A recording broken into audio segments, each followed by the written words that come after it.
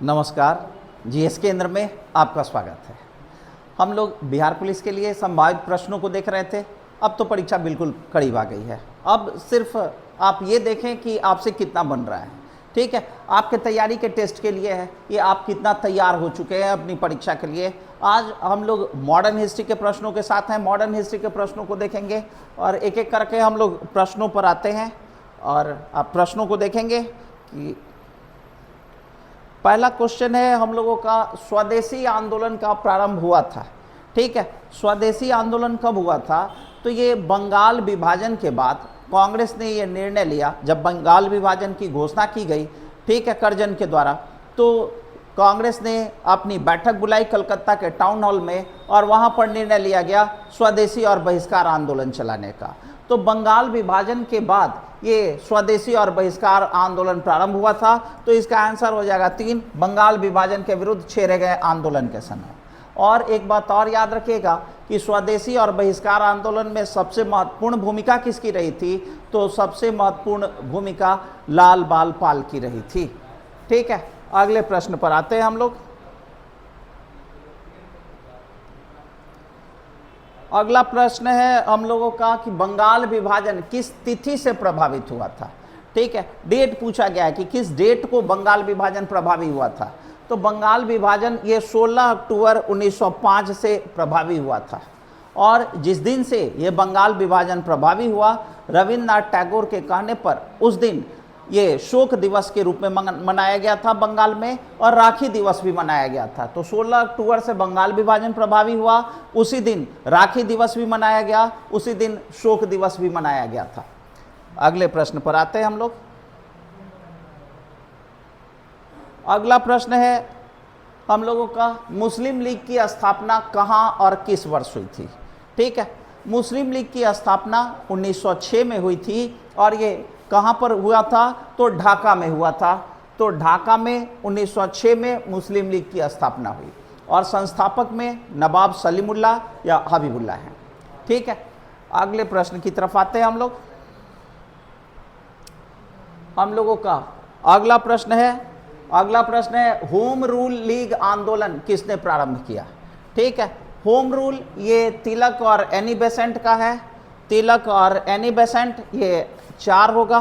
ठीक है, home rule की स्थापना 1916 में की गई थी और ये एनी बेसेंट के दिमाग की उपज थी भारत में होम रूल, लेकिन स्थापित करने की जब बारी आई तो तिलक ने पहले होम रूल स्थापित किया था।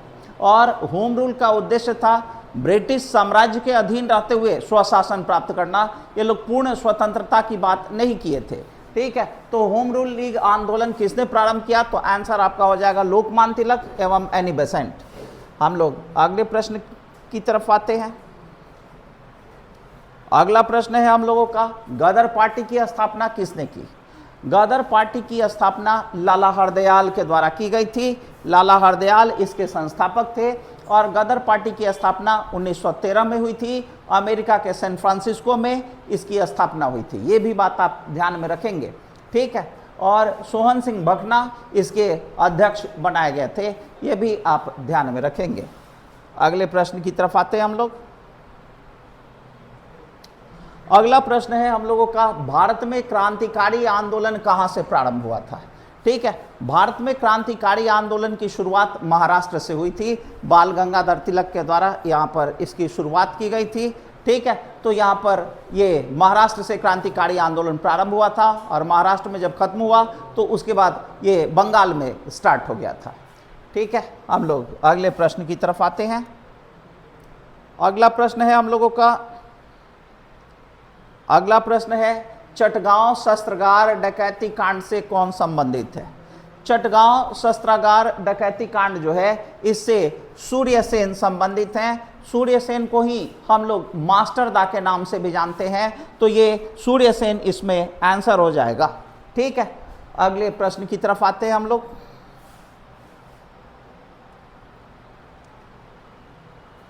अगला प्रश्न है, मैं अनिश्वरवादी क्यों हूं? शीर्षक लेख किसने लिखा था?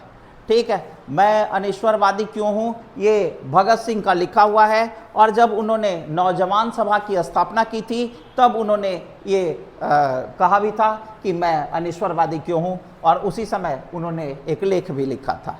तो ये भगत सिंह आंसर हो जाएगा। नौजवान सभा की स्थापना के समय उन्होंने ऐसा किया था। अगले प्रश्न की तरफ आते हैं हम लोग। अगला प्रश्न है, विदेश में पहले क्रांतिकारी संगठन किस भारतीय ने बनाया? ठीक है, विदेश में पहला क्रांतिकारी संगठन की बात की जा रही है। विदेश में पहला क्रांतिकारी संगठन ये श्यामजी कृष्ण वर्मा के द्वारा बनाया गया था और उन्होंने 1905 में इसकी स्थापना की थी और उसका नाम था India home rule society. India home rule society की स्थापना 1905 में लंदन में श्यामजी कृष्ण वर्मा के द्वारा की गई और वही विदेश में भारत का पहला क्रांतिकारी संगठन भी है। हम लोग अगले प्रश्न की तरफ आते हैं। अगला प्रश्न है हम लोगों का, रॉलेट एक्ट किस वर्ष पारित हुआ था? रॉलेट एक्ट ये 1919 में पारित हुआ और ये भी ध्यान में रखेंगे कि इसे बिना अपील, बिना वकील, बिना दलील का कानून भी कहा जाता है और इसे ही हम लोग काला कानून के नाम से भी जानते हैं। हम लोग अगले प्रश्न की तरफ आते हैं।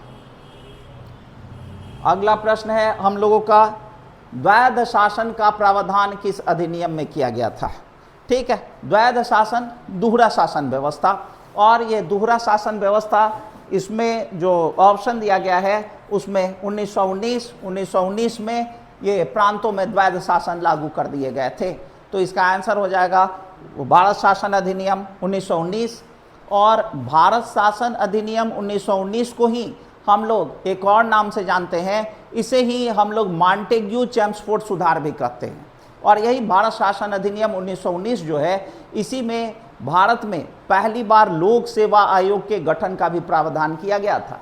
ठीक है, अगले प्रश्न की तरफ आते हैं हम लोग। हम लोगों का अगला प्रश्न है, गुलामगिरी किस भाषा में लिखी गई? ठीक है, गुलामगिरी ज्योतिबा फुले की रचना है और उन्होंने मराठी भाषा में इसकी रचना की थी। तो मराठी में गुलामगिरी की रचना की गई थी ज्योतिबा फुले के द्वारा और उन्होंने ही सत्य शोधक समाज की भी स्थापना की थी। अगले प्रश्न की तरफ आते हैं हम लोग। अगला प्रश्न है, स्वराज पार्टी का गठन किसने किया? ठीक है, स्वराज पार्टी का गठन ये चित्तरंजन दास और मोतीलाल नेहरू के द्वारा किया गया था और इसकी स्थापना इलाहाबाद में हुई थी, 1923 में हुई थी। एक्चुअली 1922 में कांग्रेस का अधिवेशन गया में हुआ था और CR दास अध्यक्ष थे और इनके ना चाहते हुए भी कुछ ऐसी बातें पारित हो गई उस अधिवेशन में जिससे नाराज होकर इन्होंने इलाहाबाद में स्वराज पार्टी का गठन किया था मोतीलाल नेहरू के साथ मिलकर। ठीक है, अगले प्रश्न की तरफ आते हैं हम लोग। अगला प्रश्न है कि भारत में कौन आंदोलन हिंदू मुस्लिम एकता के रूप में देखा जाता है? ठीक है, तो भारत में कौन सा आंदोलन? ये खिलाफत आंदोलन। खिलाफत आंदोलन 1919 को भारत में हिंदू मुस्लिम एकता के रूप में देखा जाता है। ठीक है, भारत के मुस्लिम अंग्रेजों से नाराज थे और गांधी जी ने ऐसे समय को हिंदू मुस्लिम एकता के लिए सर्वश्रेष्ठ माना और इसी कारण खिलाफत आंदोलन को हम लोग मानते हैं, हिंदू मुस्लिम एकता के रूप में इसे हम लोग देखते हैं। अगले प्रश्न पर आते हैं। अगला प्रश्न है, सेंट्रल असेंबली में किसने बम फेंका था?